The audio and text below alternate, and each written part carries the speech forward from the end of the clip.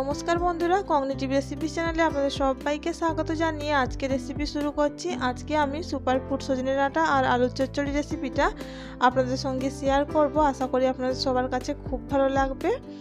অনেকেই আছেন এই সজনে ডাঁটা দেখলে নাক মুখ ছিটকয়, কিন্তু এটি খাদ্যগুণে জুড়ি মেলা ভার।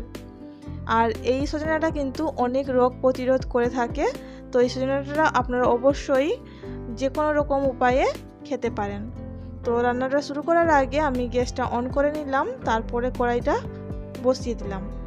এবার এই কড়াইয়ের মধ্যে আমি 3 থেকে 4 কাপের মতো জল দিয়ে নেব।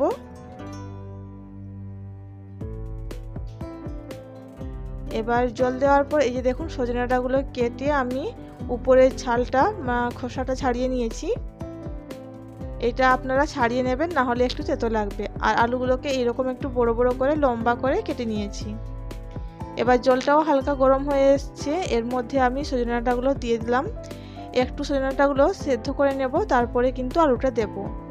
এটা আমি 5 মিনিটের মতো সেদ্ধ করে নিচ্ছি। এর মধ্যে দিয়ে দেব আমি একটু নুন। এবার নুনটাকে জলের সাথে ভালোভাবে মিশিয়ে নিয়ে ঢাকা দিয়ে 5 মিনিট সিদ্ধ হতে দেব। সজনে ডাঁটা বা শাক দুটোই খুবই উপকারী, আর এর গুণাগুণ জানতে হলে যে কোনো নেটওয়ার্ক সাইটে সার্চ দিলে কিন্তু আপনারা সহজেই এর গুণাগুণ জানতে পারবেন। আর এই যে দেখুন 5 মিনিট পর ফিরে এসেছি, ডাঁটাগুলো 50%-এর মতো সেদ্ধ হয়ে গেছে। এবার এর মধ্যে আমি আলুগুলো দিয়ে দেব। আলুগুলো বেশ একটু মোটা করেই কাটা আছে, তো আলুগুলোকেও সেদ্ধ করতে হবে। এবার আলুগুলো দিয়ে এর মধ্যে একটু হালকা হলুদ দিয়ে দেব। হলুদটা দেওয়া হয়ে গেলে এর মধ্যে আমি দিয়ে দেব আগে থেকে পেস্ট করা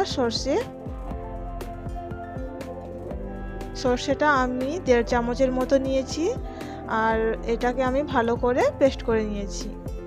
আর এই রান্নাটা আমি খুবই অল্প মশলা দিয়ে করার চেষ্টা করেছি, আর এটা খেতে কিন্তু দারুণ। একবার বানিয়ে দেখতে পারেন, খুবই ভালো লাগবে। এই যে দেখুন আমি সর্ষে বাটাটা দিয়ে একটু নাড়াচাড়া করে নিচ্ছি। এবার একটু ফুটিয়ে নেব, তারপরে কিন্তু ঢাকাটা দেব।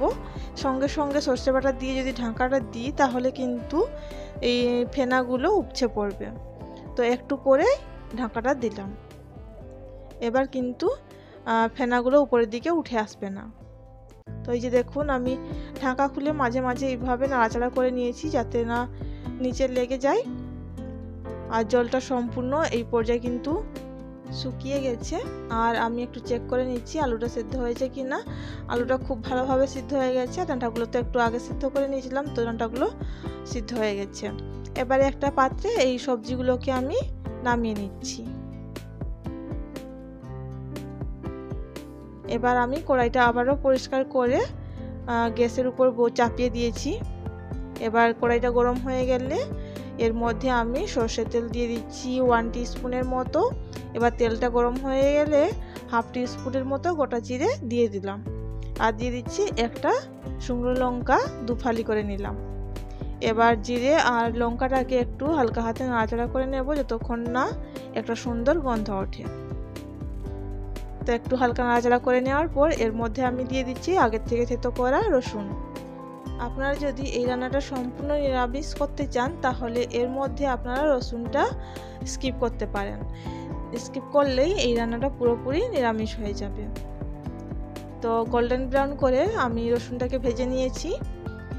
এবার এই আগে থেকে সেদ্ধ করা ডাঁটা আর আলুটা দিয়ে দেব, দিয়ে একটু নাড়াচাড়া করে নেব।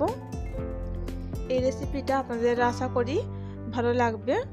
ভালো লাগলে প্লিজ বন্ধুরা একটু কমেন্ট করে দিও, তাহলে আমি এইরকম নতুন নতুন রেসিপি নিয়ে আসার উৎসাহ পাই। আর আমার বন্ধুরা কে কোন প্রান্ত থেকে দেখছেন অবশ্যই কমেন্ট করে জানাবেন, তাহলে আমারও ভালো লাগবে। তো একটু নাড়াচাড়া করে নেওয়ার পর আমি গ্যাসটা অফ করে ঢাকাটা দিয়ে দিলাম। এটা আমি 2 মিনিটের মতো ঢাকা দিয়ে রেখে দেবো, তারপরেই কিন্তু সার্ভ করব। এই যে দেখুন 2 মিনিট পর আমি ঢাকা খুলে নিয়েছি। এবার আমি এটাকে একটা পাত্রে সার্ভ করে নিচ্ছি। দারুণ গন্ধ বেরিয়েছে, কিন্তু আপনারা এইভাবে বানিয়ে আমাকে জানাবেন। আমারও ভালো লাগবে যে আমার বন্ধুদের রেসিপিগুলো ভালো লাগছে বলে। তো একটা পাত্রে আমি এই সবজিটাকে নামিয়ে নিচ্ছি। তো বন্ধুরা, আমার রেসিপি যদি একটুখানিও ভালো লেগে থাকে তাহলে প্লিজ বন্ধুরা আমার চ্যানেলটিকে লাইক, কমেন্ট আর সাবস্ক্রাইব করতে ভুলবেন না। তার সঙ্গে যতটুকু পারবেন আমার চ্যানেলটিকে শেয়ার করবেন আর আমার পাশে থাকবেন, সাথে থাকবেন।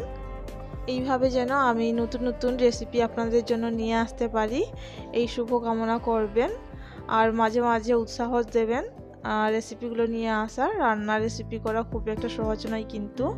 আজকের মতো এই পর্যন্ত বন্ধুরা, পরের দিন দেখা হচ্ছে নতুন রেসিপি নিয়ে। নমস্কার।